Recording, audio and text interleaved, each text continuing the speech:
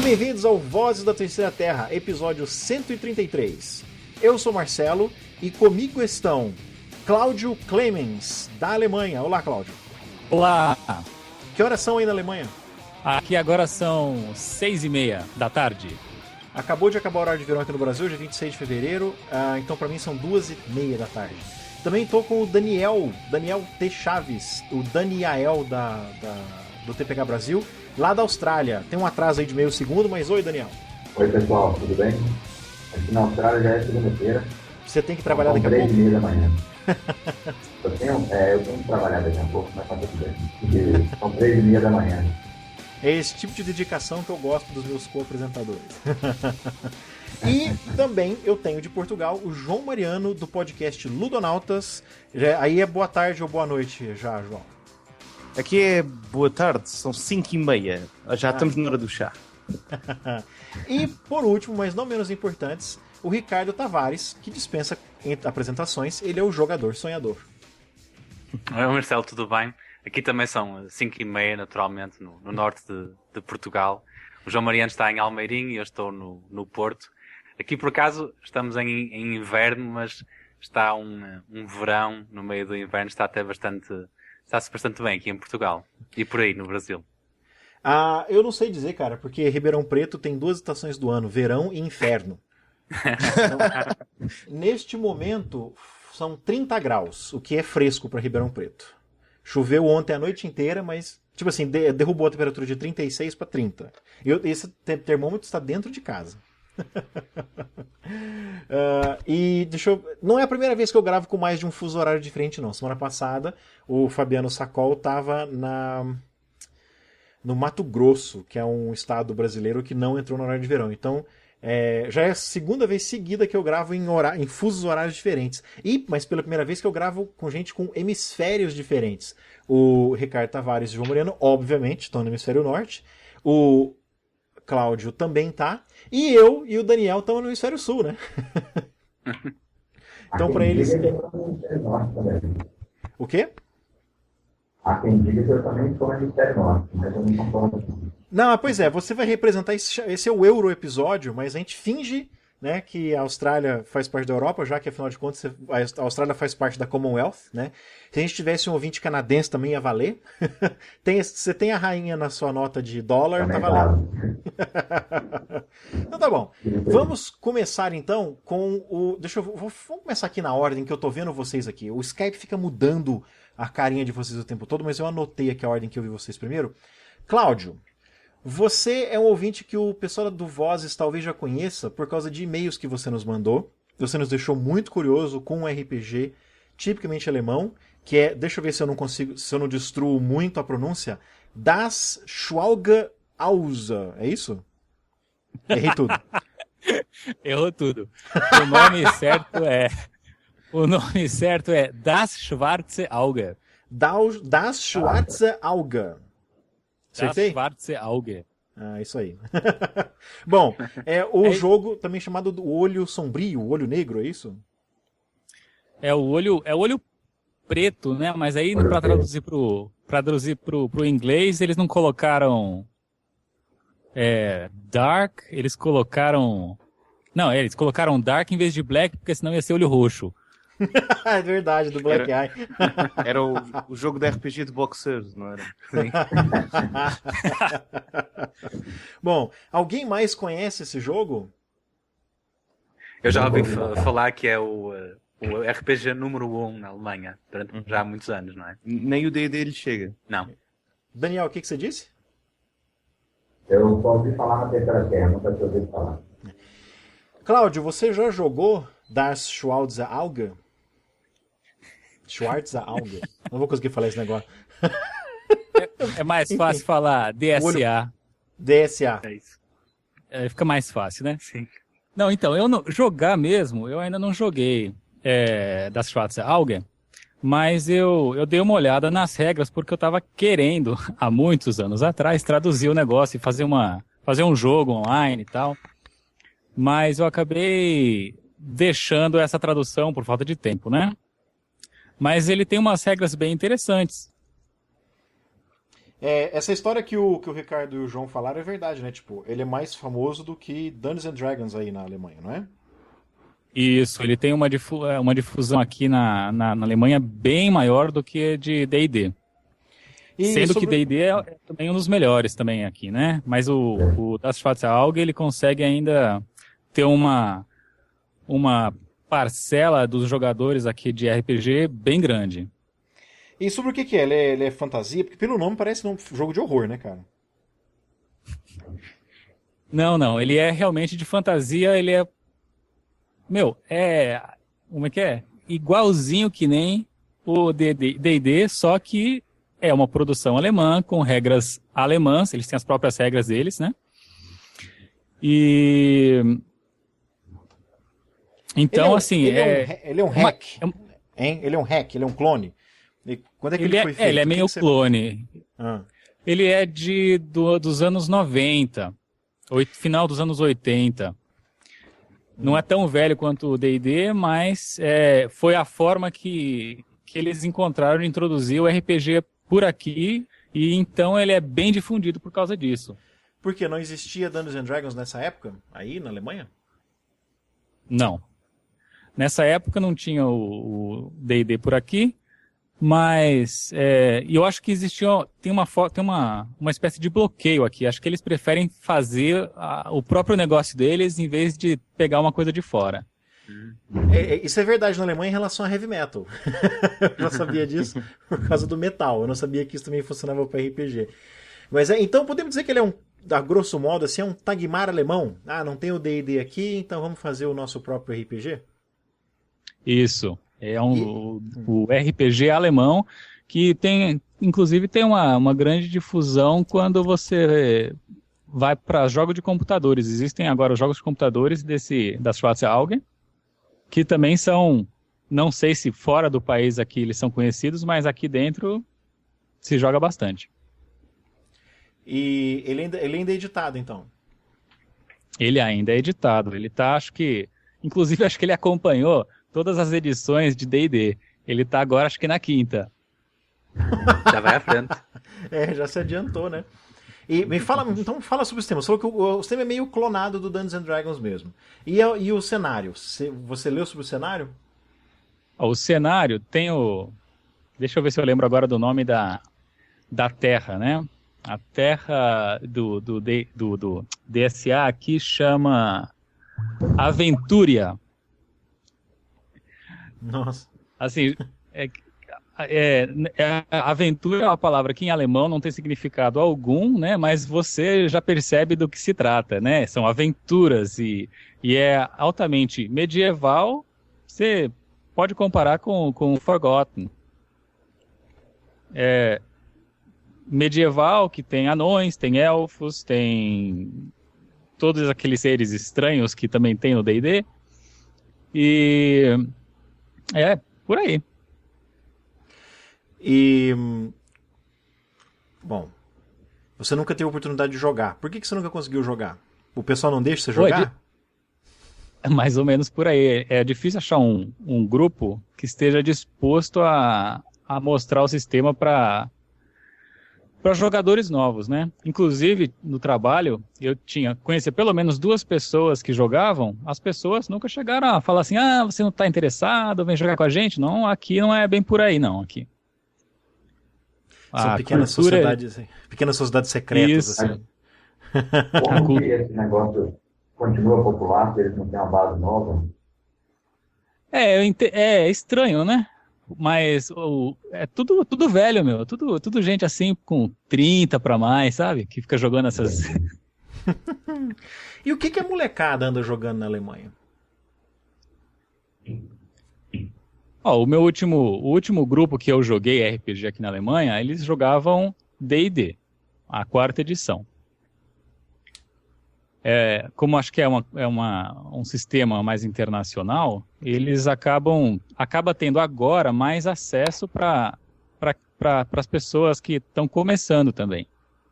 Uhum. E eles têm as traduções todas de D&D ou ainda jogam em inglês?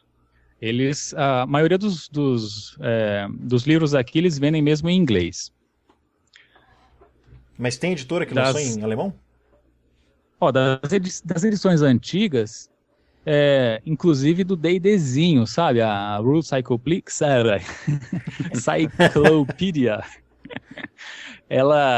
Eu vi um exemplar dela em alemão. Super interessante, porque eles traduziram, inclusive, as medidas, né? Era metro, não era pés, e jardas. Então você tinha toda aquela noção de, assim, super... o padrão internacional, né? Então você tinha noção de quanto que media mesmo realmente um elfo, qual a distância que você podia andar... Mas tudo isso em alemão, né? Eles corrigiram a Rule Cyclopedia, então. Melhoraram. Exatamente. E como é que... Olha, eu conheço um jogo alemão. Enquanto você falava, eu tava procurando aqui na internet informação sobre ele. Eu descobri que talvez ele não seja um jogo muito famoso, não, porque eu vi que ele não é publicado desde 2004. Tem um jogo alemão que eu conheço, chama-se Engel. Uhum. Pronunciei corretamente? É anjo em alemão. Opa, tá ótimo. Porque tem um economista que eu já li muito sobre ele que tem esse sobrenome, então acho que eu sabia como pronunciar. E você já ouviu falar desse jogo? Não ouvi falar, mas deixa eu dar uma olhada aqui. Ele foi publicado por uma editora chamada Feder and Schwarz. Sabe que para falar em alemão a gente tem que impostar a voz, né? Você não pode falar com voz fininha assim, é que nem falar espanhol. Você tem que falar em espanhol com a boca mole. Né? Você não pode ter os lábios muito duros assim para poder falar em espanhol. Tem que amolar a boca para falar. Alguém falou a pronúncia correta? Como é que foi? Não, eu disse que era pena e espada. Não sei se é Feder and Schwert ou coisa assim parecida. É isso mesmo. Tá ótimo aí. Mas para parecer alemão tem que falar Feder und Schwert. Feder und Schwert. Rollen spielen. Eu já desenhei aqui um bigodinho. Eu já desenhei um bigodinho enquanto pronuncio.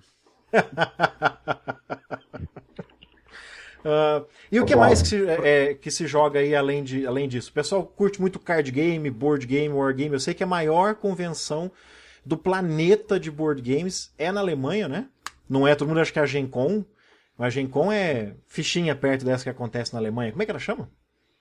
Essen, em Essen. O negócio tipo, dá 150 mil pessoas, é um absurdo, assim, a Gen Con dá 60.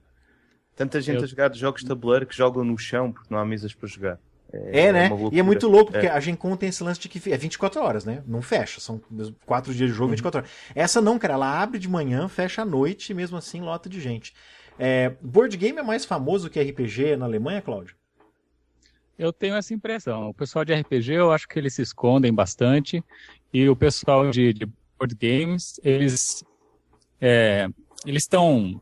Tem muita convenção local, dentro de loja, e RPG é mais difícil você achar o fio da meada para você poder se encaixar em algum lugar. E board games são mais populares. Ainda por cima estes Hero Games, que é esta nova geração dos board games, vieram da Alemanha e então tiveram um grande impacto logo no início e espalharam-se muito. Nós aqui em Portugal temos uma comunidade de jogos de tabuleiro muito mais forte que os jogadores de RPG, e o que acontece é que há peregrinações anuais de ir toda a gente a Essen e trazer as novidades todas, com os trolleys cheios de jogos de tabuleiro, quando vêm de avião e tudo mais. Portanto, é uma loucura total. Saquei. Eles produzem muitos jogos aí na Alemanha. Muito mesmo. Bom, vamos por uma musiquinha. Nós voltamos. Isso foi sobre RPGs na Alemanha. Se o Cláudio lembrar de alguma coisa, se ele achar alguma coisa sobre esse Engel. O Daniel queria falar alguma coisa, pera aí. Fala, Daniel. Bom, eu sei que tem muitas exceções. Existe, por exemplo, eu acho que o Mario Monstrói, do Carlos Castolo, ele, se eu não me engano, ele explodiu antes em alemão e depois traduzido em inglês. Você vê muito disso aí? Eu não entendi que jogo que foi. Eu sei que foi traduzido para o alemão e depois para o inglês. Que jogo que foi? Acho que foi o Mario Monstrói. É um suplemento do Carlos Castolo. Olha só, eu sabia que o Call of Cthulhu era bem famoso na Inglaterra. Eu não sabia que ele era famoso fora da... Tipo assim, no continente. que você ia falar, Cláudio? Essa eu não sabia. O que me veio à cabeça agora ainda foi, tem um jogo de tabuleiro que é uma mistura, na verdade é o famoso Wargame, que é o Warhammer, que o pessoal joga muito aqui também. Esse é um jogo que tá bombando recentemente. Ele começou, né? Começou, acho que, como um Wargame nos Estados Unidos, agora tem videogame, tem RPG, tem de tudo. Ele começou com Warhammer 40k, né? E tem o Warhammer Fantasy. Começou com Fantasy. Começou com Fantasy, depois que fizeram o 4K. Começou com Fantasy na Inglaterra, a Games Workshop, e era do outro Steve Jackson, dos livros jogos antigos, não sei se vocês lembram. Sim. Você lembra do outro Steve Jackson aí, o Pinha ali, né? E o 40K é meio que o mod dele. Depois tomou vida própria. Exato. Tá. Eu achava que era o contrário, que primeiro teve o de ficção científica, aí fizeram de fantasia. Não. Tinha fantasia, eles começaram a fazer mod do 40K e depois virou o Ghost Trader e virou hoje. A edição original do Warhammer Fantasy é inglesa, é da própria Games Workshop. Foi mais ou menos ao mesmo tempo que o jogo de miniaturas de guerra. Depois, entretanto, teve algum sucesso o RPG de fantasia e originalmente o universo do Warhammer 40.000 saiu numa espécie de híbrido de miniaturas com RPG chamado Rogue Trader, em que havia Space Marines que eram magrinhos. Nem queiram saber. E era completamente alucinado. Nem queiram saber. De pato, né? Exato. E depois é que houve uma editora que era uma espécie de associada à Green Ronin, chamada Black Industries, é que fez a versão do 40.000 do RPG, que entretanto passou para a Fantasy Flight e que continuou com a licença. O sistema do Warhammer 40.000 é baseado no Warhammer Fantasy original. Roleplay. Warhammer Fantasy Roleplay. Sim, entendi. Daniel, você tá usando o microfone aí ou você tá capturando do microfone embutido do seu computador? Não, eu tô com o microfone. Microfone daqueles gamers, tá muito ruim mesmo. Você tá Acho que houve um problema qualquer, deve ser um problema qualquer no tubo que vem da Nova Zelândia para a Austrália e depois vem para a Europa e está assim para o Brasil, o seu tubo deve ter tido algum problema que isso está só... a gente está tentando... sentado no tubo. Eu posso tentar outro microfone aqui, só um minuto. Nossa, peraí, melhorou. Agora deu uma melhorada. Fica onde você tá, não sai daí. O filtro está a resultar. Fala alguma coisa. Melhorou? Nossa! Tá bem mais nítido agora. Mas quem é esta pessoa? Não vamos pra música porcaria nenhuma, não. Agora eu empolguei que o microfone do Daniel tá funcionando. Vamos falar agora dos RPGs na Commonwealth. Depois a gente dá um tempinho e volta, porque a gente volta falando da Europa, então. Daniel, o que se joga na Austrália? Cara, eu andei perguntando por aí, né? Como se diz. Aqui o popular mesmo, entre o pessoal mais novo, é... Alô? Continua assim, né? Não, peraí que cortou. Você falou o mais popular aqui e sumiu. Isso. É o D&D. Isso, são o D&D e o Pathfinder. Que são os mais populares. Cara, o seu áudio tá tão bom que agora eu percebi que você tem sotaque mineiro.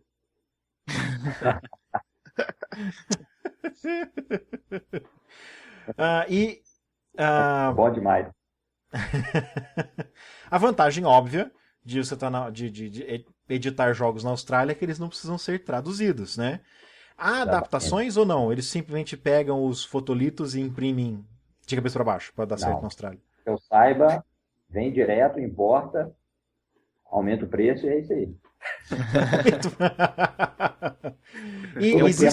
É um privilégio jogar RPG na Austrália. É um privilégio. Pois é. E existem jogos australianos? Existem jogos feitos pelos Aussies? Cara, eu perguntei por aqui também. Eles me falaram um sistema, acho que o 6D6, mas eu acho que é assim, totalmente caseiro, independente, sabe? Não é nada popular, não. Eu acho que o pessoal aqui não cria muito RPG, não. Importa e joga mesmo. Não adapta, não. Agora, uma facilidade que você falou pela não ter essa barreira da língua, né? É que todos os jogos já estão em inglês, tal, são os mais populares, e é muito fácil de conseguir jogar outra coisa que não seja o D&D. Atualmente eu estou jogando um grupo de Eclipse Fate. Em 2010 eu joguei Blue Planet, e eu já fui para tudo quanto é lado aí, Star Wars Saga, outros jogos aí, Savage Worlds aqui tem muitos também, então é bem fácil de achar se você quiser sair do mainstream, entendeu? Agora, indie mesmo, eu acho que não pegou muito por aqui, não. O que eu usei são os RPGs indies. Agora a voz do Marcelo tá complicada. Sim. O Panda sentou na minha linha agora, é isso que vocês estão falando? Sim. Muito. Foi. Mas vocês estão conseguindo me entender? Tá com lag? Tá metalizada? Como é que tá? Está metalizado com um ruído branco muito grande. Metalizado. Está com uma interferência. Caramba, eu não tenho nada Melhorou, ligado. melhorou. Eu não mexi nada. Não mexeu.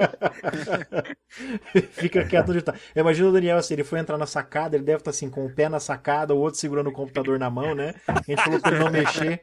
Tipo isso. Bom, e RPGs são muito populares ou muito pouco populares na Austrália? Como é que a população em geral vê o role-playing game? Aparece na televisão? Vocês têm caça às bruxas?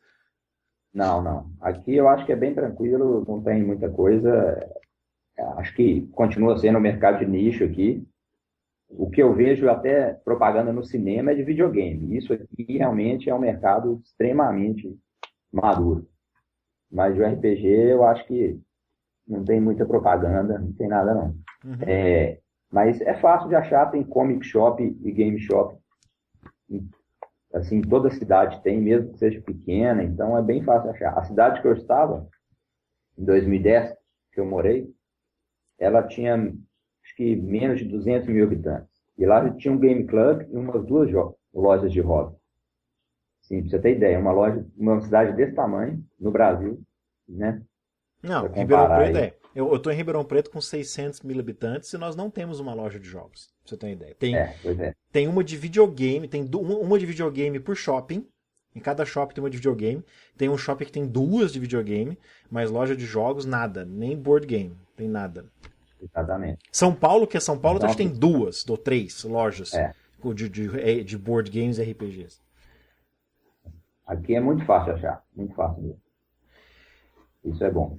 Ótimo. E vários jogos de tabuleiro também, alemães, bastante. E a popularidade aqui da Games Workshop do Warhammer também eu acho que talvez chegue a ser até maior do que o RPG, pelo que eu andei conversando. Do Wargame é maior do que do RPG. Exatamente. Saquei. Vamos para uma música agora, nós voltamos em 1 minuto com mais dessa conversa. Dessa vez nós voltamos para a Europa, vamos falar sobre os RPGs portugueses.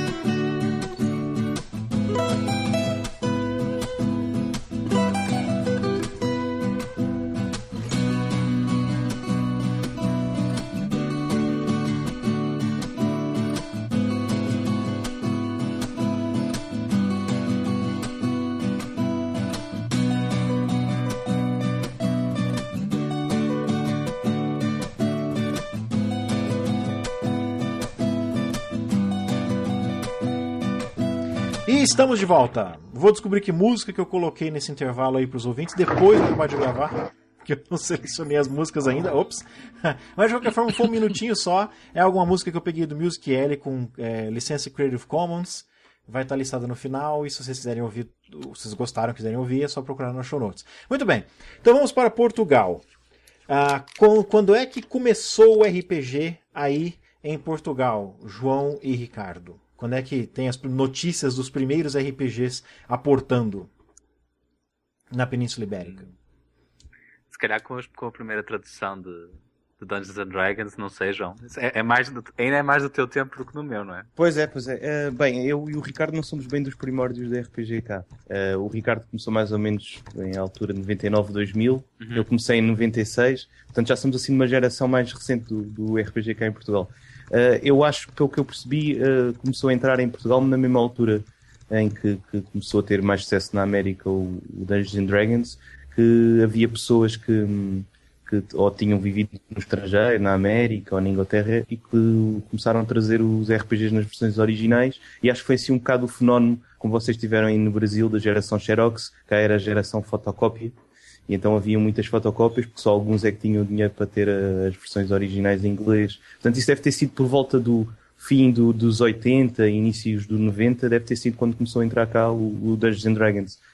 Não conheço pessoalmente ninguém que tenha começado com a primeira caixa de D&D, as caixas brancas, mas chegou cá em Portugal a ser traduzido a edição do Metzer, a de 83, a Redbox, chegou a ser editada cá pela Sociedade Tipográfica por volta do fim dos anos 80 e início dos anos 90. Aí de certeza que já havia jogadores, inclusive já havia clubes de RPG em Lisboa, não sei se no Porto, e já havia assim uma geração estabelecida que jogava Dungeons and Dragons.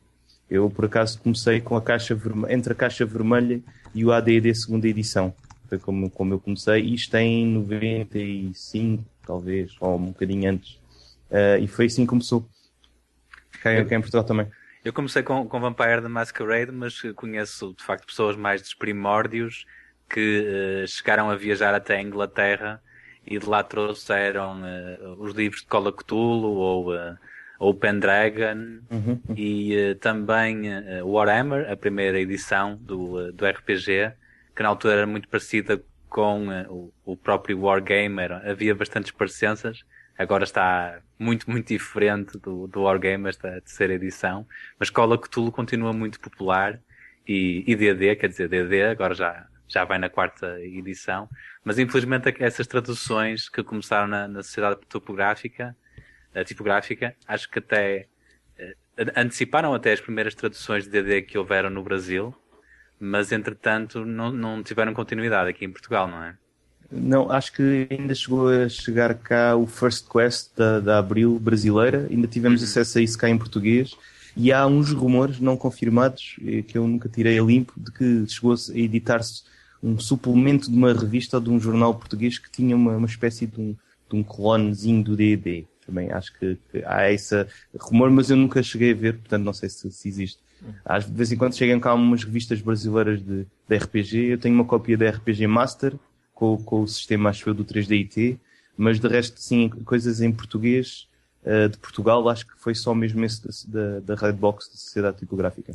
Isso é uma coisa que eu acho interessante, né, a respeito essa dicotomia entre Brasil e Portugal. Portugal e a Europa de maneira geral consome muito mais livro do que o Brasil. Chega a ser ridículo, assim. Eu tenho uns dados aqui de 2004, que é um levantamento feito pelo BNDES, né, o Banco Nacional de Desenvolvimento Econômico e Social aqui do Brasil, e pegando o mercado de produção literária de maneira geral, livro, qualquer coisa, livro didático, romance, qualquer coisa. Vamos tirar a China, né, que corresponde a 49% da produção mundial. Vem em segundo lugar, qualquer número que você trata, você tem que tirar a China, que não conta, né? A China é ao concurso. Os Estados Unidos são o segundo maior, o número 2 em consumo de livros do mundo, 2,55 bilhões de exemplares, que corresponde a 18% do consumo mundial.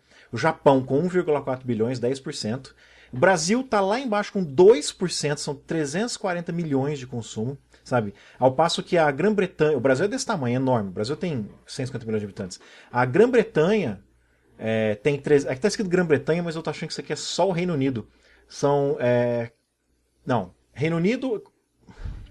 Qual que é o que compõe só as ilhas britânicas? É Grã-Bretanha ou Reino Unido? Tudo menos a Irlanda é a Grã-Bretanha. Tudo junto é o Reino Unido. Tudo junto o quê? Essa é Escócia com a Irlanda. Com a Irlanda é Reino Unido. Se a Irlanda é Grã-Bretanha. Ah, tá, ok. Então a Grã-Bretanha é 320 milhões. A Itália, que é do tamanho do Rio de Janeiro, tem 270 milhões. Enquanto que o Brasil inteiro consumiu 340 milhões. A Espanha vem depois com 235 milhões. Quer dizer, o Brasil consome o mesmo que países europeus. Eu lembro que eu tinha um mapa de montar era meio emborrachado assim, que era do Brasil, tinha Estados Unidos, tinha Europa, e tirando a Rússia, dava para pegar todos os países europeus e colocar dentro do Brasil. Ainda sobrava espaço, o mapa era proporcional. Né? Então o Brasil consome o mesmo. O Brasil consome em termos de livro o mesmo que um país europeu. É engraçado que aqui tem Espanha, não tem Portugal. Tem um outro dado aqui. Hã? Portugal há de ser menos. Sim. E outro dado aqui, que eu comparando os Estados Unidos com o Brasil, que são os dois extremos. Em 2004, cada americano comprou, em média, 11 livros naquele ano. É como se cada americano tivesse comprado um pouco menos que um livro por mês. No mesmo ano, cada brasileiro comprou um livro. Um livro em 2004. E metade dos livros vendidos no Brasil em 2004 são didáticos. Ou seja, em termos de literatura, cada brasileiro leu meio livro por ano, enquanto que cada americano leu 11. Então é esse disparate em termos de leitura no Brasil. Nós temos um conceito que é uma coisa que eu sou professor de colégio, que eu tento combater, que é a ideia de que você tem que ler para ser inteligente. Aí você lê, você é inteligente. Quando as pessoas pegam e veem o tamanho dos livros de RPG que eu leio, especialmente aqueles bem grossos, tipo Dungeons and Dragons, assim, porque o World of Darkness são fininhos, né? Você pega uns livros bem como Alpha Omega, por exemplo, que é um livro de 400 páginas, que fala assim, nossa, como você é inteligente, olha o tanto que você lê. Como se leitura fosse medida de inteligência. Tens de comprar os livros de Earth Dawn, Marcelo. O quê? São 300. Tens de comprar os livros de Earth Dawn.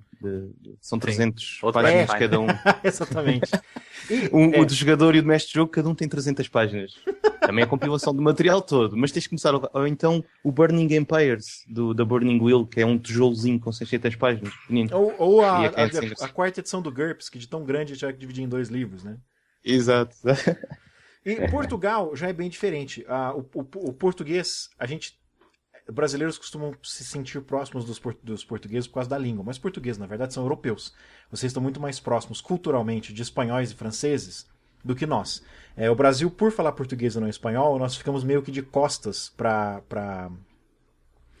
a América Latina. Minha mulher me fez cair a ficha algumas semanas atrás, quando eu estava preparando esse episódio. E quanto aos jogadores de RPG latino-americanos? Né? Cadê os uruguaios, argentinos, chilenos, bolivianos, paraguaios? Esse povo não joga, né? Cadê os mexicanos? Os mexicanos não jogam. E eu sei que tem, né? Tem um dos membros da RPG Arautos, por exemplo, que ele é um uruguaio radicado no Brasil. Mas você não fala que ele é uruguaio, ele é brasileiro, culturalmente. Inclusive, compartilha do ranço, do ódio anti-americanoide que todo brasileiro tem. E eu fui atrás, cara, para procurar sobre podcasts dos Juegos de Rol, né? E eu não achei nenhum blog, nenhum podcast latino-americano. Eu achei espanhóis. Podcasts espanhóis sobre Juegos de Rol, sobre jogos de tabuleiro. Todos na Espanha. Não achei nenhum aqui na América Latina. Mas culturalmente nós somos muito mais próximos. Só que isso é fascinante. Portugueses leem muito mais do que brasileiros. Portugueses consomem muito mais livro do que brasileiros. Só que não são os livros portugueses que vêm para o Brasil. Nós não temos livros portugueses editados no Brasil. No máximo um Saramago, que começou a fazer sucesso por causa de um filme. Nós temos muitos livros no Brasil editados de escritores argentinos, escritores chilenos, escritores uruguaios. Nós não temos gente portuguesa editada no Brasil. O que acontece são editoras brasileiras que editam livros aqui e levam o mesmo livro para Portugal. Aquelas traduções que no Brasil, as traduções que a Devir fez do Dungeons and Dragons, que para nós são horríveis, nomes estranhíssimos, palavras tiradas do dicionário que ninguém sabia que existia, eles fazem isso meio que pensando também no mercado português, né, para poderem editar os mesmos livros aqui e aí. O que eu acho muito curioso, vocês consomem muito mais literatura e muito mais jogos que a gente, mas o mercado editorial de vocês não entra aqui, é o nosso que entra aí, né? A Devir tem uma filial aí, a editora Schwartz tem uma filial aí, a Abril eu não sei se tem, mas é de ouro. Então é muito curioso isso. A que vocês atribuem isso? Vocês leem muito livro editado no Brasil ou isso é só uma impressão que eu tenho por causa dessas traduções? Bem, aqui é um bocadinho bizarro, porque totalmente contra isso que estás a dizer, é muito difícil arranjar cá os livros em português do Brasil da Devir. Existem muito poucas cópias na própria loja da Devir Arena em Lisboa, e eu tive muitas dificuldades só para arranjar o Mundo das Trevas e o Vampiro Requiem em português. Queria usá-lo para introduzir jogadores mais novos, que não dominam assim tanto a língua em inglês. Eles pensam que dominam, mas quando eu dou as aulas em inglês, eu vejo que eles não dominam assim tão bem. E acontece exatamente isso, que é muito difícil arranjar as edições em português do Brasil, porque os jogadores cá preferem, os jogadores de RPG e de outros mídia de pop, preferem as coisas na sua língua original, preferem em inglês ou na língua que preferirem. Portanto, a maioria das pessoas compram em inglês e olham com muita desconfiança para qualquer tradução que haja para português. Olha que interessante. É um pouco ao contrário daquilo que acontece, que eu gostavas a dizer em Espanha. Em Espanha é muito, muito ao contrário. Há uma grande preferência, quase em exclusivo, para o que seja feito em espanhol, e o que está em inglês praticamente ninguém consegue pegar naquilo. O Cláudio disse que na Alemanha não é bem assim. Eles têm um RPG número 1 que é alemão, mas se calhar não se importam de jogar em inglês. Mas em Espanha é muito assim. Eles têm muita produção até nacional, revistas, e leem bastante. Acho que é os 3 países que são mais fortes de RPGs na Europa, além de Inglaterra, naturalmente. Acho que é mesmo Espanha, França e Alemanha, justamente por privilegiarem a própria língua, parece-me. O que me leva à próxima pergunta. Daniel, eu não vou perguntar sobre quantos australianos falam inglês, mas o Cláudio, na Alemanha... Olha, eu acho que deve ser 80%, viu? Porque... Os aborígenes, faltam os aborígenes. Não, cara, aqui tem... Cara, eu mesmo sou imigrante, né? Aqui tem muito imigrante, muito. Tem muitos imigrantes chineses, né, na Austrália. Bastante, cara. Asiático, muita gente, então... E nem todo mundo fala inglês, não. Mas quem joga RPG, com certeza, fala. Eu estou tentando traçar aqui um paralelo entre a língua não ser o inglês e a criação de jogos nacionais. Mas eu não sei se em Portugal vocês não citaram nenhum jogo tipicamente português. Existem jogos portugueses? Ou já existiram no passado? Existem projetos e são recentes até, pelo menos porque têm vindo ao domínio mais público através da internet, mas RPGs portugueses mesmo não publicados.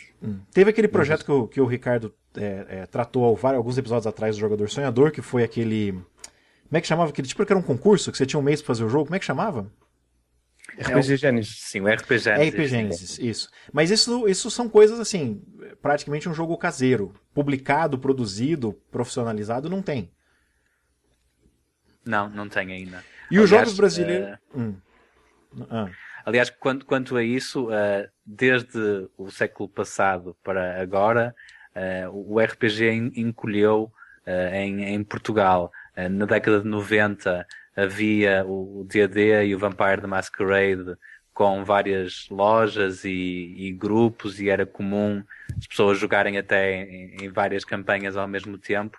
E RPGs eram vendidos, apesar de serem em inglês, havia comércio, e agora, digamos, com a concorrência online, com as pessoas a preferirem encomendar de fora, nem sequer há lojas que vendam RPGs.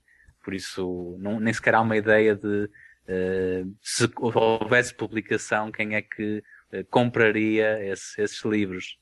Claro que agora está-se a tentar inverter isso, é uma era nova agora com a internet, em que é mais fácil e é mais barato produzir qualquer coisa que seja, qualquer arte, qualquer jogo. Talvez assim seja mais fácil às pessoas de se interessarem e acederem a esses projetos. Ainda estamos a ver se é possível. E os RPGs brasileiros já foram editados aí? Tagmar, Desafio dos Bandeirantes, Millennia, Mini-GURPS, essas coisas apareceram em Portugal? Editados cá em Portugal, não. Apareceram cá as cópias vindas do Brasil, mas sim. Editadas não. Não, mas vindo do Brasil que alguém importou ou alguma loja, alguma livraria vendeu? Alguém importou para vender em lojas. Provavelmente existem fãs que têm cópias de RPGs brasileiros. Eu, por exemplo, tenho uma cópia do Terra Devastada e tenho do Violentina. Participei no fascinamento coletivo do Violentina e tenho. O Ricardo acho que também tem o Violentina, não sei se tem outros jogos brasileiros. Porque nós próprios mandámos vir, mas há venda sem ser na loja da Devir, Lisboa, eu não sei se na Devir Porto tem alguma coisa, é que sem ser esse já à venda nessas lojas eu não tenho visto em mais lado nenhum. Não, é provável que alguns fãs tenham alguns jogos brasileiros. O RPG sempre vai ser uma coisa de nicho, sabe? Nunca vai ser um jogo popular, que a gente vai ver propaganda na televisão, por causa das próprias características inerentes ao jogo. Primeiro que você tem que ler pra caramba, né? Não é uma coisa, um videogame, você abre a tampa e enfia o DVD no seu Xbox e sai jogando. Você faz o primeiro cenário que é tutorial e bola pra frente. E você pode jogar por meia hora, você pode jogar por 6 horas. Você não precisa se encontrar com várias pessoas. Você coloca o seu microfone, fone de ouvido de gamer e joga na Xbox Live com as pessoas. O RPG, ele sempre vai ser de nicho. Por quê? Você tem que ter alguém que vá ler todos esses livros. Você tem que estar, apesar da tendência de jogos simples, jogos que você senta numa tarde e já está jogando, ainda assim é uma tarde que leva. Você tem que ter alguém que lê os jogos. Você tem que comprar todos esses livros. Agora está começando a aparecer coisas online, mas mesmo assim é livro, você ainda tem que ler. Tem que se reunir fisicamente com as pessoas em volta de uma mesa. Olha que absurdo. Você tem que se sentar com as pessoas em volta de uma mesa. Tem muita gente que joga pelo Skype. Eu joguei pelo Skype por mais de um ano. Não é a mesma coisa. Você tem certas ferramentas que é interessante jogar, né? Hã? E tem que ser uma interação social, não tem jeito. Exatamente, quer dizer, social. É uma coisa que leva tempo, é uma coisa do século passado, de você, é um jogo mais lento, você relaxa, descansa, vamos jogar, vamos, que hora vai acabar? Não sei, eu tenho até às 11 da noite, vamos jogar, né? Ao passo que cinema e videogame é uma coisa muito mais, né, muito mais na hora, assim, você senta, consome aquilo por 1h30, 1 hora, 2 horas e levanta, né? Não tem preparação, não tem que juntar com as pessoas, então vai ser sempre um hobby de nicho, né? No Brasil deu uma encolhida também, nós estamos tendo um revival de RPGs, particularmente com os RPGs nacionais, mas o mercado de RPG brasileiro já foi maior. Nós tivemos aí de Ouro por um tempo editando Shadowrun, MERP, não era MERP, era aquele outro, mas Aventuras da Terra-média, aquele menorzinho. Tivemos a Abril, que é uma das maiores editoras brasileiras, com uma divisão só para RPG. Só que eles acharam que eles iam ganhar dinheiro às turras, e não ganhou, né? RPG é uma coisa, você compra um livro, um cara com um livro consegue se divertir por anos, né? Não é uma coisa que você está sempre consumindo como uma revista que você compra todo mês. Já tivemos no mercado 5 revistas de RPG sendo vendidas ao mesmo tempo. Hoje nós temos uma, né? Então o mercado encolheu bastante também, só que foi antes, foi em meados dos anos 90 quando o mercado deu uma encolhida. Sobrou quem faz isso por amor mesmo, as editoras que fazem isso por amor, porque eu duvido que a Jambô tá ganhando muito dinheiro com os RPGs.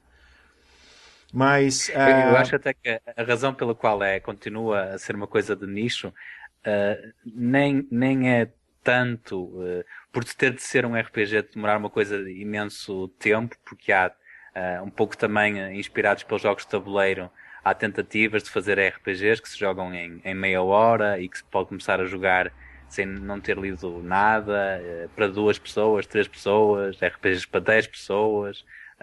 E essas questões conseguem-se ultrapassar.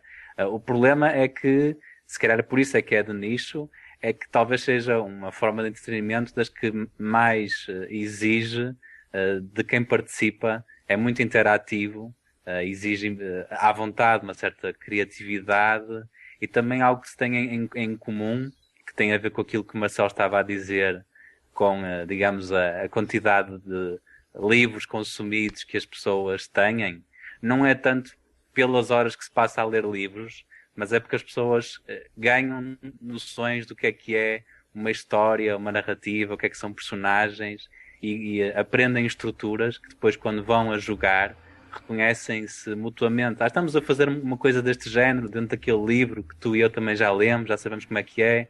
Então há experiências comuns que são fáceis de encontrar, mas é preciso leituras e experiências e uma certa cultura que exige mais do que só ir ver um filme, por exemplo, ou jogar um jogo de computador. Intelectualmente é de facto mais exigente. Beleza. Não serem mais inteligente, mas em tudo mesmo. Vamos falar de uma coisa um pouco mais... Pode falar, Cláudio. Eu concordo com esse lance de ser uma atividade que exige bem mais do jogador do que ir ao cinema e jogar um vídeo de videogame. Mas é uma atividade também que é muito recompensadora, eu acho, jogar RPG, sabe? Sim, Você sim, tem o contato com as outras pessoas, você acaba conhecendo também o outro lado das pessoas pelo próprio social. Jogar RPG é uma coisa muito boa, eu acho. Sim, sim. Mas, por certeza. exemplo, além de ser social, por exemplo, tem um aspecto que é diferente dos jogos de tabuleiro, em que, de certa maneira, estamos a expor a nossa imaginação e a tentar chegar a um consenso e a um acordo, não é? Estamos a partilhar ideias que vão estar submetidas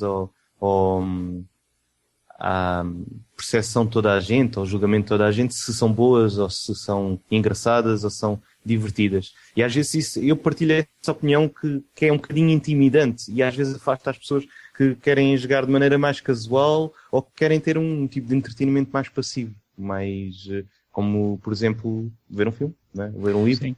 E mesmo comparando com jogos de tabuleiro, é bem mais fácil você ensinar alguém a jogar um jogo de tabuleiro do que um RPG. Eu abro aquele monte de coisa na mesa, você já tem coisa em que mexer, você pode ficar mexendo nas pecinhas, mexendo nas coisas, enquanto eu estou te explicando o jogo, já tem exemplos práticos ali. O RPG, nesse sentido, é um pouco mais difícil de você explicar, né? O que é essa ficha de papel na minha frente? Por que eu tenho um lápis? E onde é que a gente vai jogar? Não vamos jogar em lugar nenhum.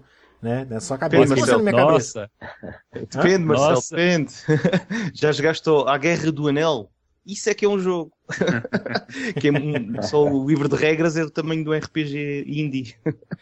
Tens que saber não sei quantas coisas.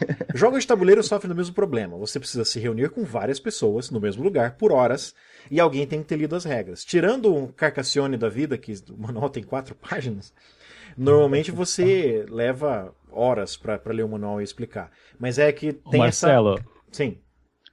o Carcassonne tem RPG também? Não. Ou Mas podia ter, né, podia cara? ter. Podia ter uma da versão Hunters and Gatherers, dá pra fazer uma RPG. Tipo, tem a Terra de Og, um RPGzinho indie brasileiro. Acho que ele foi inspirado em Hunters and Gatherers. Mas vamos falar de um assunto um pouco mais light, vai. Esse assunto tá ficando muito pesado, muito sério. Os nossos ouvintes estão Tá começando ficando muito uma discussão altamente acadêmica aqui. Verdade, acho que Não. todos os nossos ouvintes neste momento estão com um pincenê acendendo um cachimbo, ouvindo a gente. Eu podia falar de Vygotsky e do espaço imaginário e partilhado e coisas dessas. Não. Nós não vamos falar isso. Nós não vamos falar isso. Em outro episódio, talvez um dia. Talvez. Mas olha só, tava pensando aqui, será que é por causa da barreira da língua que você tem RPGs criados no local, criados no país e não? Quer dizer, no Brasil quase ninguém fala inglês, tá? Eu sou professor de história, atualmente exilado numa escola de inglês, estou dando aula já faz 6 meses numa escola de inglês para adultos. E quase ninguém fala inglês no Brasil, tá? No TPK Brasil, que é o fórum, né, que a gente tem, é uma exceção. Eu fiz uma pesquisa lá uma vez e 50% dos membros, dos usuários, dos frequentadores, imagino como usa o termo que quiser, 50% são fluentes em inglês. Dos outros 50%, metade leem muito bem e a outra metade arranha. Acho que saiu 5% apenas de todas as pessoas que não falavam, não entendiam, não sabia, não queria saber e tem raiva de quem sabe. A maioria ali, mas é um recorte, né? É um recorte populacional muito estratificado. Quase todo mundo no TPK Brasil fala inglês, quase todos os ouvintes do Voz da Terceira Terra jogam jogos em inglês ou não tem problema. Por mais que não falem, não tem problema com a língua. Isso não é verdade no Brasil. Muito pouca gente no Brasil fala uma segunda língua. E quando fala uma segunda língua, geralmente é o inglês e não o espanhol. Só que nós temos um mito aqui. Nós temos um mito de que tudo que você precisa para você viajar pelo mundo é o inglês. Que você pode andar pela Europa inteira só falando inglês. Eu acho que isso é mito. Que todo mundo fala assim, porque os franceses e os alemães e os espanhóis e os suecos e os noruegueses todos aprendem inglês na escola. Bom, no Brasil também se aprende inglês na escola. E ninguém sabe inglês. Que é aquele inglesinho de escola, né? Isso é um mito mesmo? Ou é verdade? Cláudio, na Alemanha todo mundo fala inglês? Olha, tem uma boa parcela aqui da população que fala inglês. Geralmente é a parcela mais jovem. Porque muita gente aprende o inglês na escola. Mas o inglês não é uma língua que é obrigatória você ter na escola. Aqui tem muita gente que, em vez de aprender inglês na escola, eles aprendem francês, italiano, espanhol. E tem algumas escolas que até um tempo atrás davam russo. Acho que na Alemanha oriental, isso? Oriental. na Alemanha Oriental era comum se ter nas escolas russo ao invés de inglês. Comum e óbvio, mas, né, também. Claro. Mas assim, o inglês em si, você consegue se virar bastante na rua como turista, porque as pessoas na rua, nas lojas, nos locais, falam inglês. Uhum. Assim, Porque eu o sei inglês que- não é uma barreira tão grande quanto no Brasil, eu acho. Certo. Inclusive, Não. o meu inglês, que eu aprendi bastante, foi através ou por causa do RPG. Uhum. Verdade, eu Sim. tenho que arranjar essa t-shirt. É tudo o que eu aprendi de interessante na vida foi a jogar RPG. Tenho que arranjar essa t-shirt. É, acabou Eu sei a de sair história um- de Eu acho. Constantinopla por causa do RPG. É verdade. Eu acho É que que eu todo tenho mundo, Pode falar, Daniel. todo mundo quando começa a jogar RPG, quando fica curioso e quer aprender, não tem paciência de esperar a tradução, tem que correr atrás do inglês mesmo. Então, eu aprendi, quando eu comecei a jogar RPG, era começo dos anos 90. Então não tinha nada, absolutamente nada em português. Isso. Só alguns anos depois que veio aparecer Tagmari e o Desafio dos Bandeirantes. Esses foram dois que eu lembro. E na época, eu não sei se era assim mesmo, ou se eu que tô... Começo dos anos 90, já fazem mais que 20 anos, como eu tô velho. Eu Mas... diria 30, mas é melhor ficar com os 20.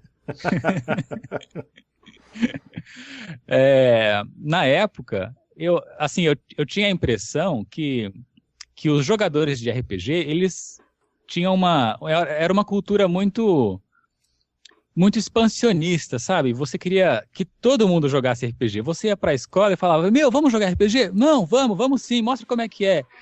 E existiam muitas campanhas também, ou muita gente tentando fazer campanha, que nem aquela campanha que teve há uns anos atrás, do Bom é Jogar RPG. Ainda existe. Ou- Perdeu um... ainda existe. Tem. Ou como você mesmo faz, Marcelo. Você joga aí lá no parque, no Curupira, que coisa legal, jogar em público. E esse tipo de cultura que eu conheci no Brasil e que eu vejo que ainda existe no Brasil, eu não vejo muito aqui, pelo menos na Alemanha. E como é que é aí, Daniel? Tem essa tentativa de expansão ou o pessoal fica dentro dos seus próprios clubinhos mesmo e não procura expandir o hobby? Cara, pois é. Teve uma Gen Con aqui. Acho que tiveram 2 Gen Cons aqui mesmo em Brisbane, onde eu moro. Mas eu acho que foi até 2009. Parece que estava ficando muito caro fazer o evento. Tinha muito comparecimento. O público estava enorme. Foi popular, mas eu acho que perderam interesse por teve algumas brigas internas de organização e grana mesmo, sabe? Então, fora isso, eu não vejo muita coisa, não. As game shops e comic shops aqui, em geral, tem uma salinha para jogar, mas rola muito Day Encounters, não vai muito além disso, não, sabe? Eu acho que é coisa que pega um livro e arruma o grupo. E em Portugal? Não vejo muito isso, não. Tem E outra divulgação? coisa que eu ia falar também, Ah, pode falar. só um minuto, o grupo, bom, aqui para arrumar grupo foi muito fácil. As 2 cidades que eu morei, queria até saber como que é aí, depois um assunto para frente, como que é arrumar grupo aqui, porque aqui eu procurei na internet, achei um Yahoo Groups, mandei um e-mail lá, no outro dia já tinha um jogo para jogar. E em Portugal, Ricardo e João, tem tentativas de divulgação do passatempo? Ou não? O pessoal é mais fechado nos seus clubinhos também? Que nem na Alemanha. Acho que é o 8 e 80. Acho que, para ser sincero, mais do que dizer que aqui em Portugal o que se joga mais é D&D, terceira ou quarta edição, Call of Cthulhu ou Legend of the Five Rings, aqui ainda se joga muito mais aquilo que o mestre-jogo quiser mostrar. Ou seja, joga-se mais o jogo da Inês, o jogo do Diogo, o jogo do Bruno. Cada cidadezinha tem assim o seu mestre-jogo e o que ele quiser mostrar é aquilo que se está a jogar. E depois há as pessoas muito reclusas, ficam escondidas nos seus grupinhos, e depois há malucos como eu e como o João que fazemos muito dinheiro, estamos a nadar em compensações monetárias para organizar encontros e tentar promover o hobby.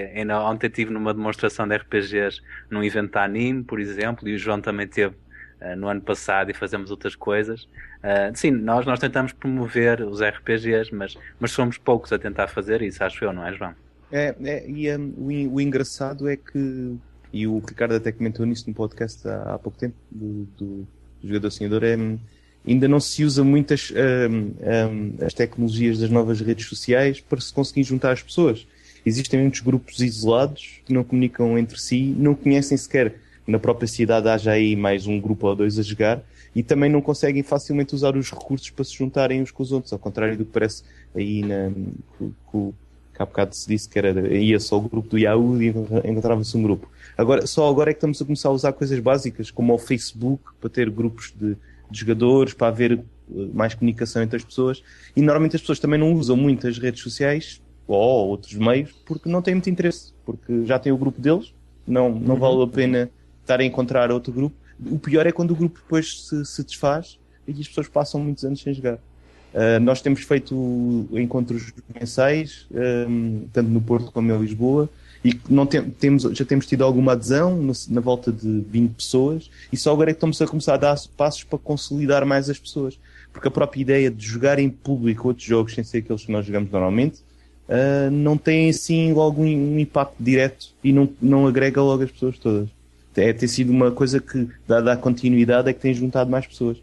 Ainda por cima, nós não fomos muito originais, porque basicamente começámos a dar os primeiros passos inspirados no que os grupos de board games já fazem, que têm cá muito mais influência, muito mais participação, e começámos a fazer a mesma coisa, ter continuidade, ter os encontros mensais, onde as pessoas aparecem casualmente para jogar o que quer que esteja-se lá para jogar. Há sempre favoritos, é sempre preferidos e populares, e depois vamos agregando as pessoas. Se calhar até antes daquele passo de arriscar logo e editar qualquer coisa em português, se calhar existe um trabalho maior que é agregar mais os jogadores como comunidade de jogadores de RPG em Portugal.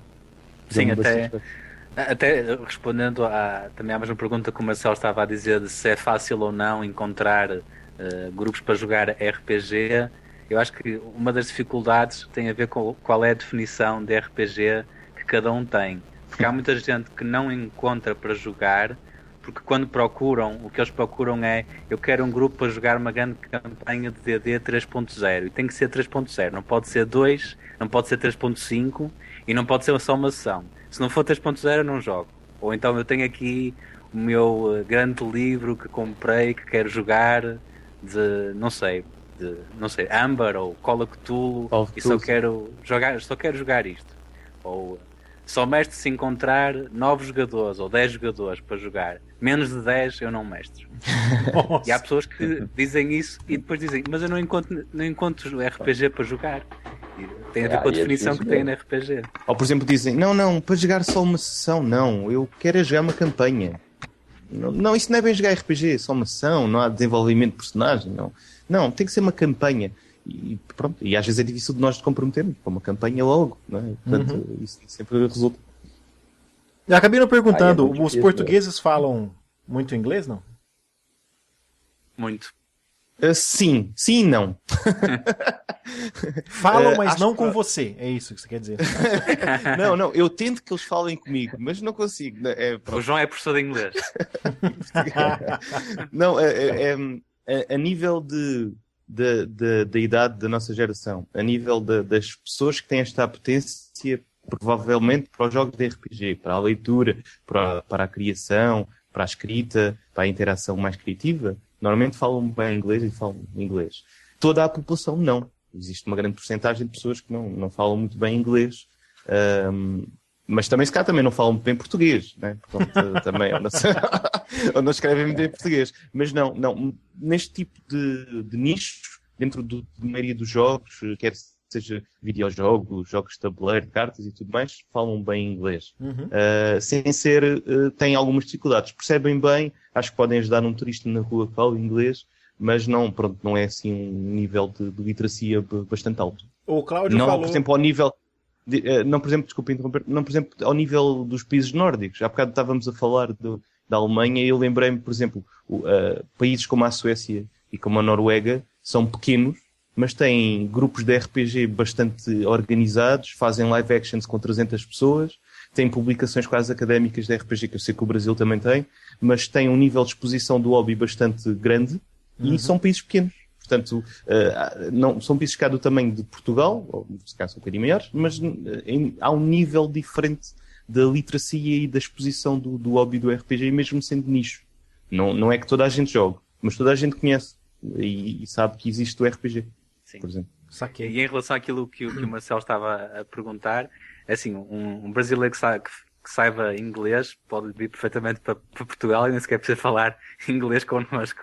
Mas por exemplo, se passar a fronteira e for para a Espanha, não adianta tentar falar inglês com os espanhóis.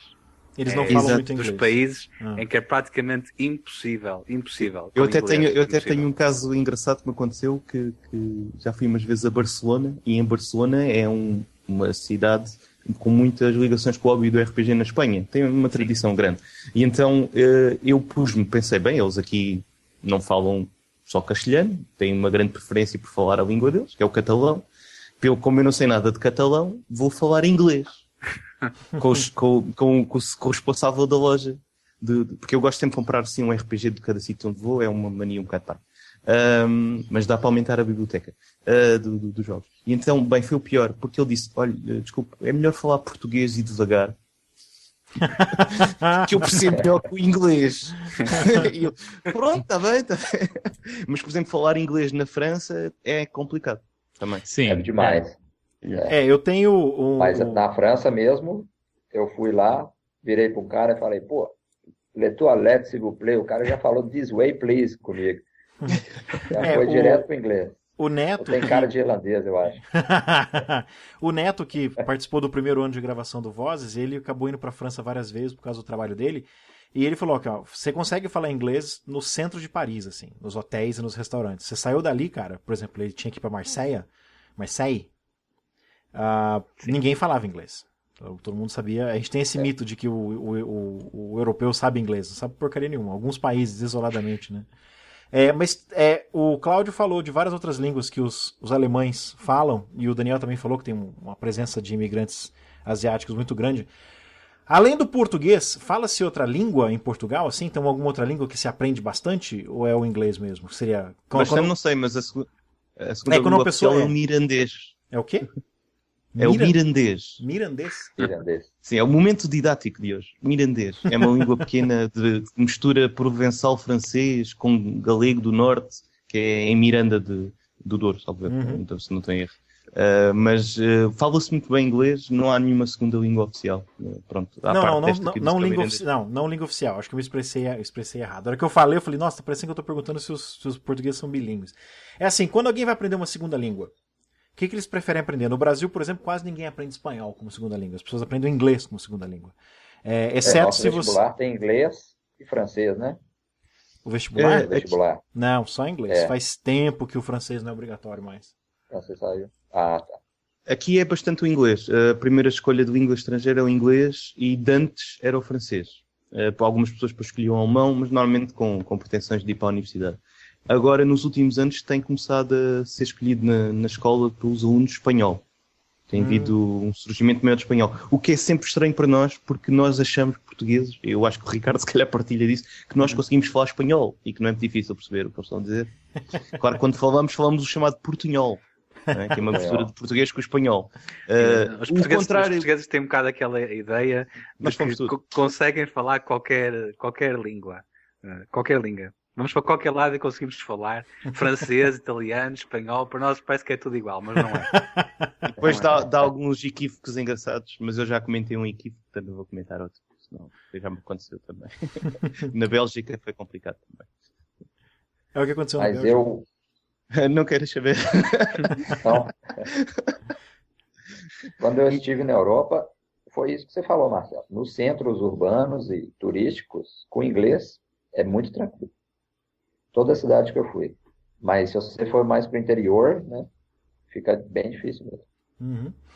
Vocês querem acrescentar mais alguma coisa sobre essa conversa sobre línguas ou podemos ir para o intervalo e voltar para o bloco final deste podcast?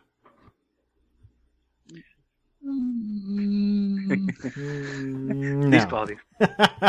Eu queria só falar para os ouvintes, aprenda inglês e seja feliz.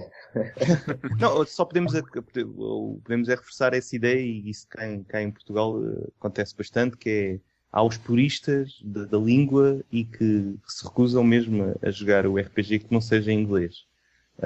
Isso. E às vezes até dá alguns comentários engraçados, do estilo dar a entender quase que não há outros RPGs que não sejam em inglês. Portanto, já houve um comentário há pouco tempo que eu li de alguém que deu a entender: não, mas o RPG é mesmo só a língua original, não há. Deu a entender que não havia outros RPGs. Não, é inglês. Sem ser inglês não são RPGs. É um bocadinho estranho. Sabe que o nome é inglês. Um bocadinho estranho. Mas a eu acho importância da... Mas eu acho que no Brasil, o pessoal, se quiser ter contato com outras coisas, não pode esperar a tradução. Você falou exatamente o que eu ia falar. Isso. Você acaba ficando escravo do que querem traduzir para você, entendeu?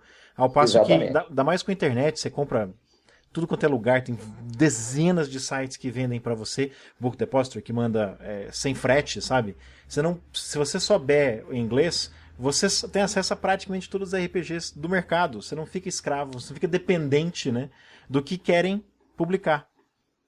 Mas depois há outra questão, Marcelo. Há a questão do... Ao querer dizer-se que se prefere a versão original do RPG, quando temos RPGs em outras línguas que não são acessíveis, é bastante complicado. Por exemplo, se quem for aficionado dos RPGs japoneses que usar... vai ter que aprender japonês. Não, há um ou dois traduzidos em inglês, não são mesmo muito poucos.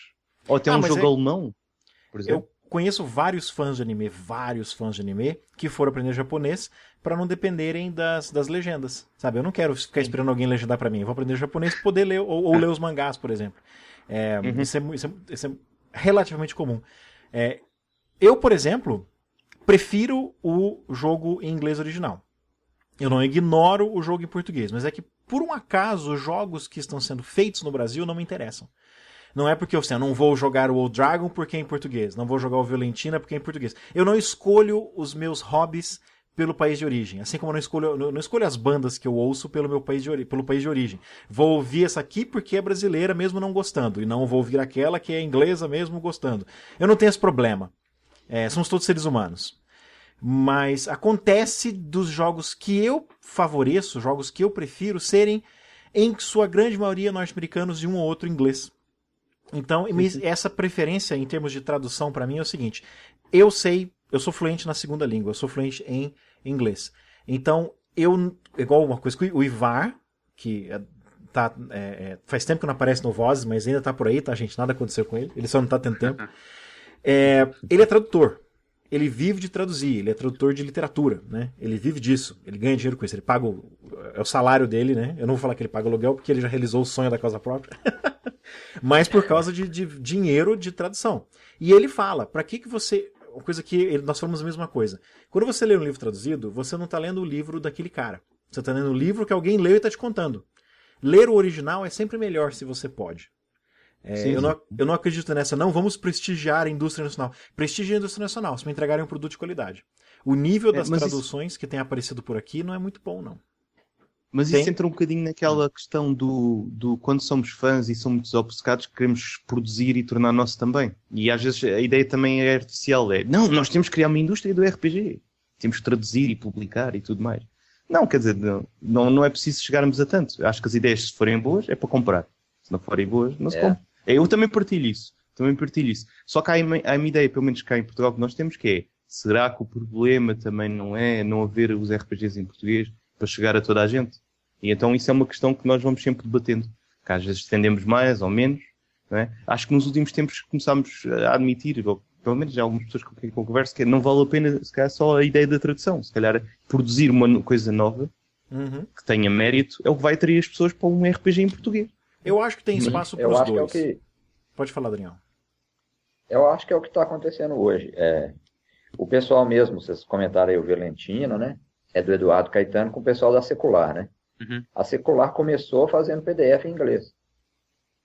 Exato. Então, e hoje em dia eles viram, olha, agora tem espaço, vamos entrar. Agora estão fazendo tudo em português, o que eu acho assim, o mérito é enorme.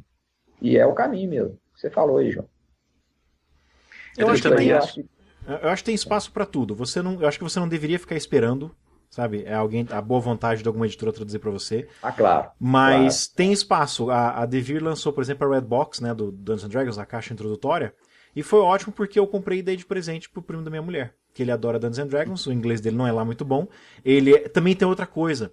Existe muita gente que não compra na internet. Eu sou um usuário de internet, assim, eu vou comprar alguma coisa, eu vejo na loja, mas vejo o preço na internet pra ver se compensa. Às vezes eu vejo na loja e prefiro comprar na internet. Porque é mais barato, porque tem mais opções. Eu sempre compro, né, na internet. Aqui. Eu vou na loja, tem duas opções. Eu vou na internet, tem 8 opções.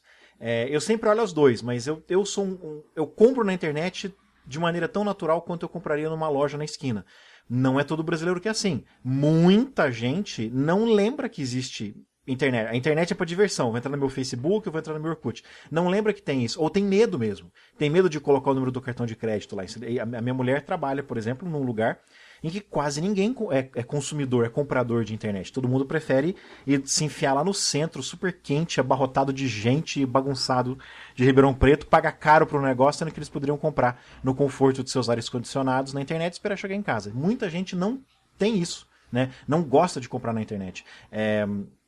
O primo da Luciana, por exemplo, o Alex, que eu dei a caixa básica do D&D pra ele, eu sinto que ele tem um pouco desse perfil, que ele tava querendo mais conjuntos de dados. Onde é que compra, que lugar que vai, não sei o quê. E eu mostrei pra ele que tem vários lugares na internet que você compra nos Estados Unidos e é mais barato que no Brasil, com envio. É mais barato que no Brasil. E eu acho que ele nunca tinha pensado nisso antes. Tipo, putz, é verdade, eu posso usar o PayPal, por exemplo, pra pagar, não preciso nem colocar um cartão de crédito na internet. Então muita gente não tem essa noção de que você pode comprar na internet. Mas é legal que exista no Brasil. Por que não? Por exemplo, saiu em português, eu comprei na pré-venda pra dar pra ele. Eu só não recomendo que vocês comprem da Munchados, viu, ouvintes? Não comprem da Munchados porque eles mandam as coisas pra vocês amassadas e abertas e ignoram você quando você manda e-mail pedindo satisfação, tá? Compre de qualquer lugar, menos da Munchados. Compre direto da Devir, mas não comprem da Munchados. Eles fizeram graça comigo, eles acharam que eu era um clientezinho qualquer, mal sabiam eles que eu tenho um podcast com centenas de ouvintes para influenciar. Não comprem da Munchados. Eles abrem suas coisas e amassam e mandam amassado pra você. O Marcelo é a Penny Arcade dos RPGs no Brasil. Mas eu interrompi um monte de gente. És um cliente como todos os outros, né? Tem que tratar como deve ser. Pois é. É isso aí. Mas eu interrompi todo mundo para fazer esse discurso. Quem mais quer falar alguma coisa antes de encerrar esse bloco?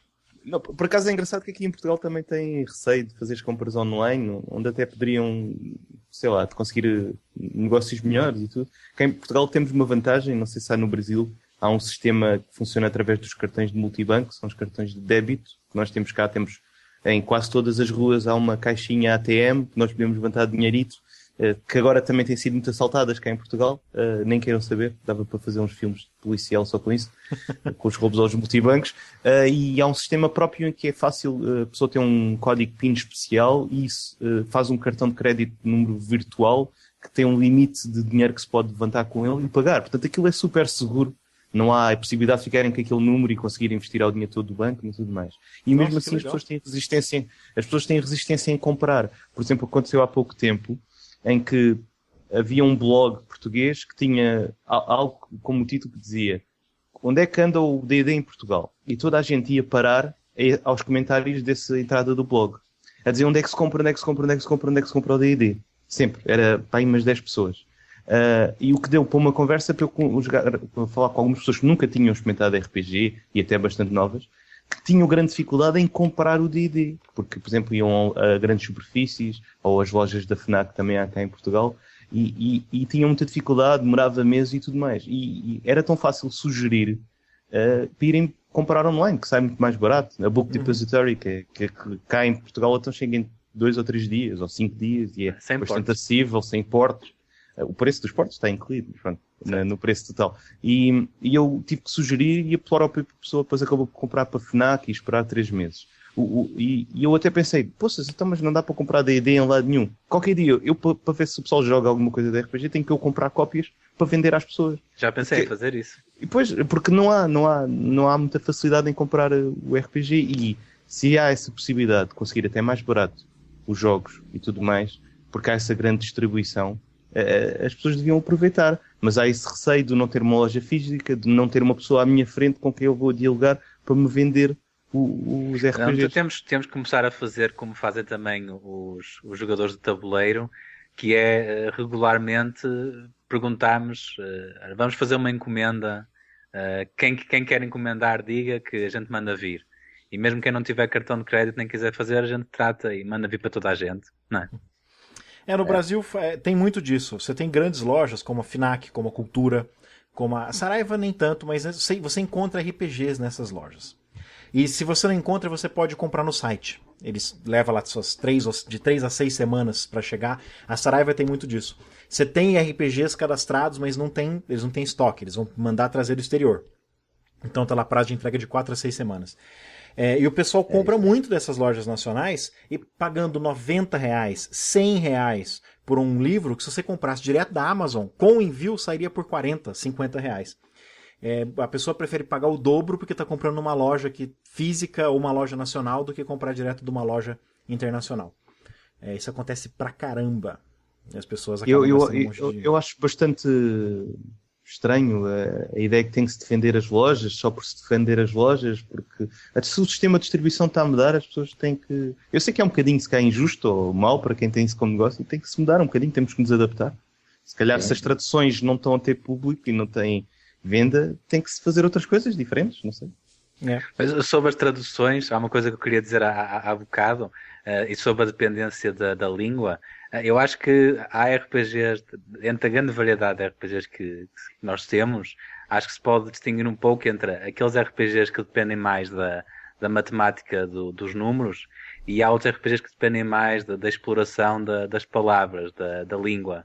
Nós estamos habituados à popularidade do Dungeons and Dragons. Uma das razões pelo qual o D&D é tão popular a nível internacional, mundialmente, é porque é um jogo de matemática. A pessoa não precisa de saber falar inglês exatamente para jogar D&D.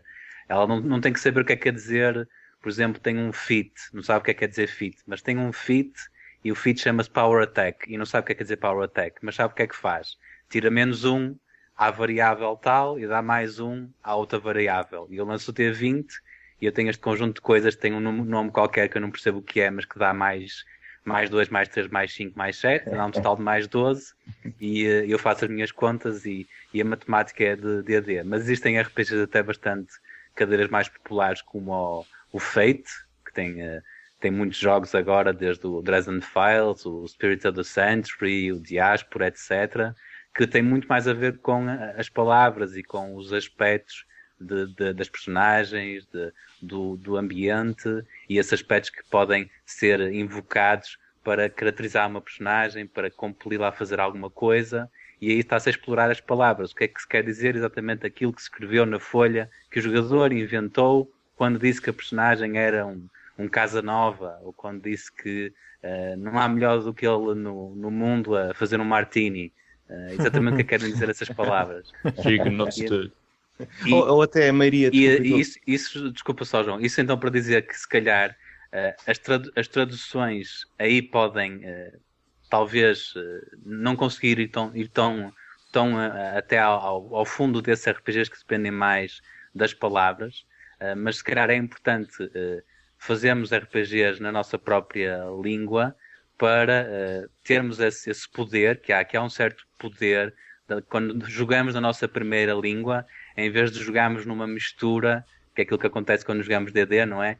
Eu sou um fighter, mas se o João jogar de paladin, ele já não é paladin, ele é paladino. Então eu sou um fighter, ele é um paladino, e misturamos português com o inglês, e acho que há um certo poder que se perde quando se poderia jogar tudo na nossa língua. Acho que emocionalmente há quase um murro no estômago que se consegue ter quando se joga na nossa própria língua. Aquilo atinge-nos diretamente, é mais forte, acho eu. Eu não gostaria de jogar e de repente tomar um murro no estômago por alguém falando português, né? Eu entendi o que você dizer. Não, ok, vamos para... Pode falar. Desculpa, a velha discussão de porque é que o sistema de combate tem regras mecânicas e o sistema de interpretação tem menos, é porque de repente, como é que é? Eu não vou resolver a minha ação levantando-me e dando-te um murro na cabeça, não é? Tipo, a velha, agora lembro dessa discussão. Lá por isso sou bom em artes marciais, não devo ganhar este parte do jogo em que sou muito bom no karaté, não é? Por causa das regras do conflito físico, terem mais detalhe. Agora eu lembrei-me agora de repente disso, desculpem lá. Sem problema, vamos para o intervalo, voltamos em 1 minuto com o bloco final desta longa e deliciosa conversa.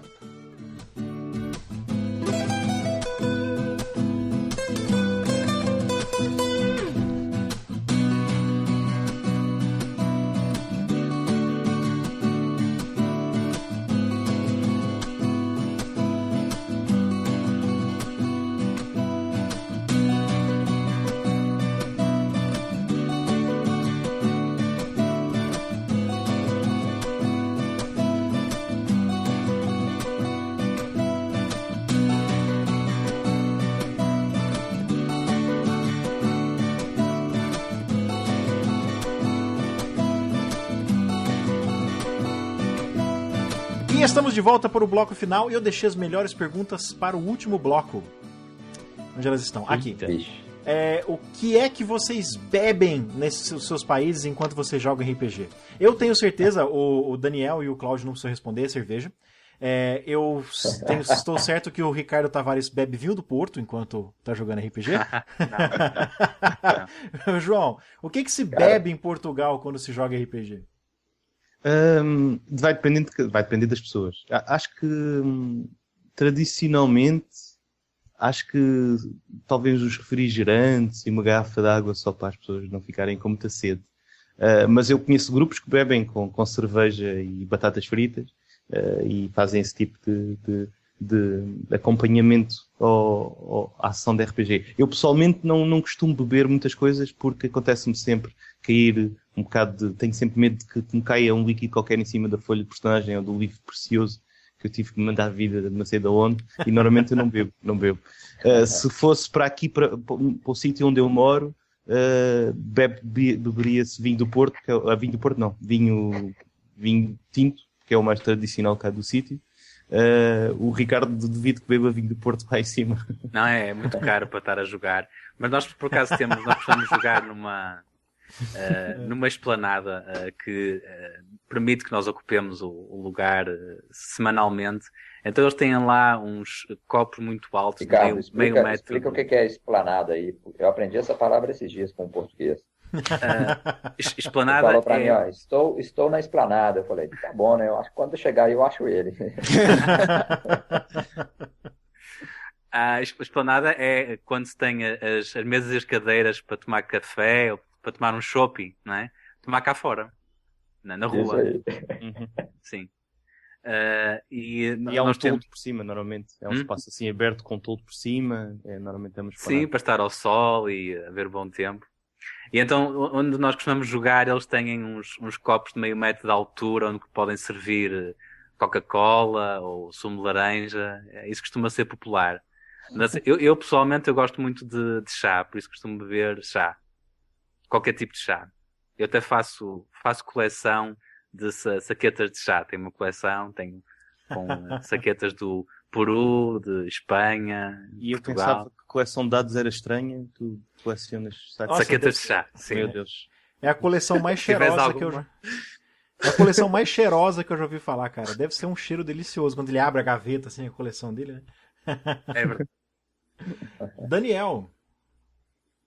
Bom, Marcelo, eu vou te falar, cerveja eu bebo também, mas raramente, quando eu estou jogando. Eu bebo mais, prefere um café ou um pão de queijo, né? Admita. É, um café ou um pão de queijo. Uma coxinha com guaraná. Opa, não fala assim não. Passa à vontade. Pô, eu já tô doido já. Mas o que pois eu bebo mais um refrigerante. Eu acho que, eu não sei, porque... Bom, eu comecei a jogar RPG muito novo, né? Então eu acho que eu herdei daquela época o refrigerante e a pizza, né? E fui levando. Eu não sei o motivo, não. A cerveja é mais raro. Eu até escrevi um artigo uma vez sobre a harmonização de cerveja com RPG e tal. Bem divertido de fazer. Uau. Tem no Pô, fanzine manda do o link Mamute, pra- pode procurar aí. Tá na internet Tá, esse eu vou esse procurar o link. Manda o link pra mim pra eu colocar Oi? no show notes. Vou mandar depois. Mas o que Mas foi e bem não, divertido de fazer. Hum. Mas a cerveja mesmo é mais raro, é mais o refrigerante e o suco mesmo. E o que os australianos bebem quando jogam RPG ou board games? Também. É. Bom, aqui eu tô jogando na casa do grupo, né? Então o pessoal traz coisas assim, deixa o refrigerante na geladeira. Normal. Nunca vi beber nem cerveja, não. E a outra vez que eu joguei foi num Game Club. E lá tinha um freezerzinho. Era uma área comunitária, era bem interessante isso. Era uma área alugada, né? Uma área pública que eles alugavam, então você pagava uma mensalidade assim, bem barata, mas só para manter o lugar mesmo, o aluguel. E tinham várias mesas e tal, e tinha um freezerzinho que você ia lá e deixava seu dinheiro e pegava o refrigerante. Era mais refrigerante, suco e batata, e eles pediam uma pizza também. Fantástico. Cerveja Cláudio, aqui eu ainda nunca vi, não. Oi? Cláudio, Opa. fala cerveja, por favor. Fala que as pessoas bebem, jogam jogando. Jogam bebendo cerveja. Bebem jogando cerveja. Já bebeste muitas cervejas, Você tá Marcelo? tomando quantas, Jair? Foi gin tônica demais. Tá muito quente, Ribeirão. Olha, o que eu gosto muito aqui é de cerveja em qualquer situação. Mas, quando eu jogo RPG, a gente toma refrigerante, Coca-Cola, Fanta, água e deixa eu ver, acho que foi o Ricardo que falou, né? Toma chá também? Sim, sim. Então, pois é, aqui a gente também toma um chazinho, porque no inverno aqui tem que tomar uma bebida quente. Isso trinca ter. Isso. Vocês são E- decepcionantes. Não, mas peraí, não. Deixa eu falar aqui. Desde que eu comecei a jogar RPG, eu devia ter 16 anos na época, eu sempre tomei refrigerante. Mas uma das experiências mais interessantes de jogar RPG foi quando eu tomei cerveja. Foi no Brasil, tomando uma cerveja preta com o meu grupo, lá em Mogi das Cruzes. Mas foi muito, muito bom. Recomendo fazer isso de vez em quando. De vez em quando é bom mesmo. E é o que eu acredito, de vez em quando, não sempre, senão sempre você vai descamba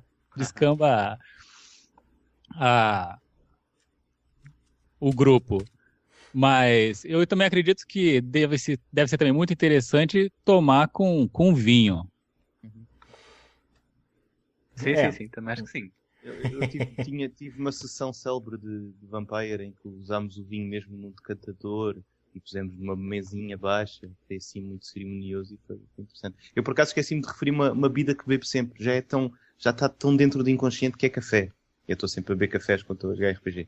Normalmente quando sou em sítios públicos, bebo uma chávena ou dois de café para pôr o cérebro logo a trabalhar. Portanto, o chá não, mas bebo café. Para os ouvintes que não entenderam, chave na xícara. A gente tem que umas coisas. Tem umas coisas. Português europeu hoje, aula número 2. Chave xícara. O que os ouvintes não entenderam alguma coisa, procura no dicionário, vai. Exato. Matraquilhos é pimbolim. Nós tivemos um anúncio com o Filopão Colari cá em Portugal, em que ele dizia, era um anúncio de um banco e ele dizia várias coisas que eram diferentes no Brasil e em Portugal, e era matraquilhos é pimbolim, e depois caixa era banco, que era o nome do banco. Portanto, eu agora preciso lembrar isso. Tá aqui o link do Daniel. Gente, então acho que eu vou encerrar por aqui. Foi uma ótima conversa, mais longa do que eu imaginava, mas elas sempre são mais longas do que eu imaginava. E agradeço a todos vocês. Cadê o meu disclaimerzinho para encerrar aqui? Ele está aqui. Marcelo, até te acompanharia numa cerveja. Eu até te acompanharia numa cerveja antes, mas 3h30 da manhã tomar cerveja é difícil, viu? É verdade, tá na hora de você tomar café já, né? Que horas são? São 5h30? São Tá na hora do 6 horas. café. São 5 Tá horas. zoando agora. Agora. Tá zoando. São 4 da Marcelo. tarde aqui. O quê? Agora voltou a interferência, Marcelo. Isso. Voltou o Marcelo Infernal. Que bom, tá acabando mesmo. Olha só, este foi o 133 do Vozes da Terra, da sonora da abertura, encerramento e alguns termos claros. Nos intervalos entre você ouviu o trecho depois aqui, da banda. Eu tenho que preparar um pouco melhor de gravar. Bom, Show notes, e-mail e outras formas de contato estão em www.terceiraterra.com. Faça parte da discussão deste episódio, se você for estrangeiro. Se for brasileiro, não esqueça da sua opinião não, porque eu já sei, em www.tpkbrasil.net. Este episódio é trazido em parte pelos sites Amazon, Book Depository ou Noble Knight. Faça sua próxima compra através de um de nossos banners nestas lojas. Também temos botões de doação em nosso site, cujos valores vão diretamente para o servidor. E você pode nos ajudar de graça também, divulgando o nosso podcast para amigos, parentes e colegas. Quase que eu me esqueço, eu tenho que agradecer aos doadores. Nós tivemos doadores para a Terceira Terra recentemente. E eu preciso agradecê-los, porque esses caras estão mantendo a Terceira Terra no ar por mais um ano. Quero agradecer aos doadores Cristiano Mota Antunes, Cláudio Clemens, olha só que coincidência, também temos um Cláudio Clemens aqui gravando com a gente, Daniel T. Chaves, vai ficar parecendo que eu chamei vocês, que vocês fizeram doação. Marcelo, ainda não recebeste o nosso cheque? Não. Não recebeste o cheque cá de Portugal. Não. E o doador mais recente, Roberto Garcia Júnior. Muito obrigado a todos vocês. A Terceira Terra e Voz da Terceira Terra são uma criação de Marcelo Dior, licença Creative Commons de atribuição e compartilhamento pela mesma licença, versão 3.0 internacional. Cláudio, muitíssimo obrigado pelo seu tempo e por participar com a gente. Tentou encontrar o cara lá da Inglaterra, não deu certo, né? Mas infelizmente... o cara não joga mais RPG faz anos. Fica pra próxima. Isso, Daniel, muito obrigado por ter virado a madrugada pra poder gravar com a gente assim. Você vai trabalhar meio sonado o dia inteiro, mas fique feliz por saber que você participou do Voz. Você fez com que o episódio 133 existisse. Muito obrigado. E aos nossos... Certeza, prazer foi meu. E aos nossos parceiros de RPG lá do Reino, Ricardo Tavares e João Mariano, muito obrigado pela participação de vocês. Vamos ver se a gente faz vocês aparecerem mais vezes, porque a qualidade do áudio de vocês está ótima. Obrigado. Olha, foi legal. Foi muito giro. Valeu. Foi doido demais. demais. Foi demais. Pô, é verdade, né? 2 mineiros nesse podcast aqui, porque eu nasci em Belo Horizonte também. Nunca morei lá, mas eu também nasci em Belo Horizonte. É mesmo? É? Olha só. Sou mineiro da gema. Legal. Falou, gente. Até a próxima. Muito bom. Falou.